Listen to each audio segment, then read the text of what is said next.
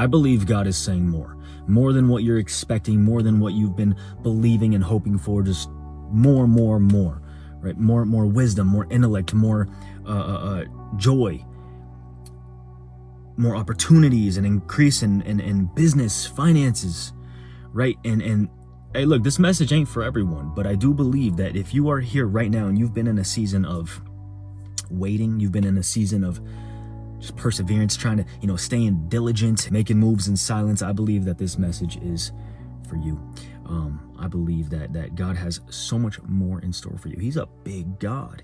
And so you can't allow your past experiences, past struggles, past mistakes, past shortcomings. You can't allow these things, this past, to cap God off. You can't allow that to be the ceiling of what God can do in your life and what's to come. And that's the thing right there is Satan, he wants you to believe that everything you've done up until this point, all the work you've put in, all the perseverance, he wants you to believe that this is just all for nothing, right?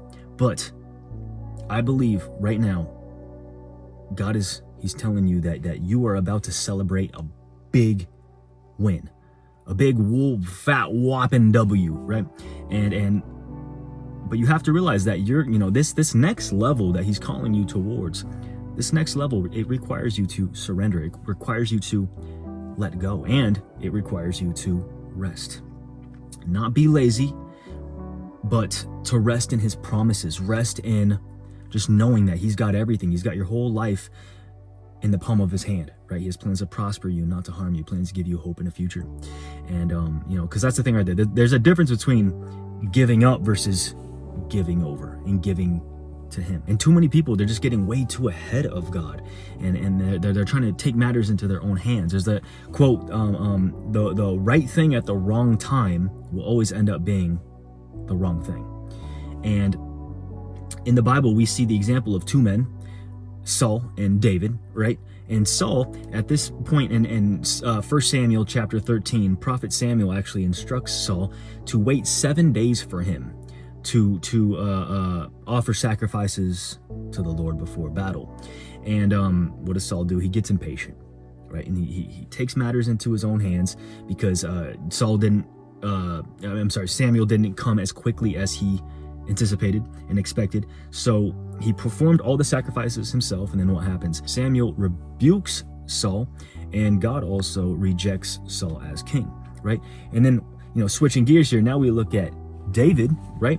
This dude was anointed king early on in his age, right? When he was still just a shepherd boy, he was anointed as king. But he didn't just take the throne, right?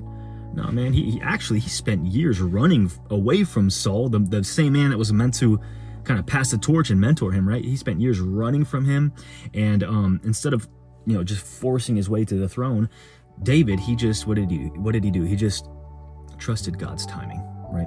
He refused to take shortcuts, even when he had the opportunity to take Saul out while he was sleeping. He was right there, right? And he had a chance to just take the throne for himself, claim the throne for himself. He chose to obey God. And that's the thing right there, is trusting God's timing will always lead to blessings beyond anything that you could ever possibly imagine, right? And this story right here, it shows that impatience leads to elimination, but patience leads to elevation. And that's what Saul did, right? Saul tried to force God's hand, while David trusted God's hand. He trusted God's guidance and timing. And if you're in a season right now, a waiting season, the question isn't, how long do I have to wait? No, the question is, who am I becoming while I wait? All those sleepless nights, all those battles that you've been fighting day after day, right? All the struggles, all the scars, all the wounds. God is using those things to prepare you, right? And your timing, it's coming. God is about to drop more blessings, more opportunities, more anointings, more divine intervention. He's about to drop more wisdom onto you, more joy, more peace. But you have to continue to keep proclaiming his promises, stay diligent, and rest in him, right? So, hey, hope you enjoyed today's message. Make sure that you join our free men's Christian community down below. Appreciate you for watching, and I'll catch you on the next one. Peace always.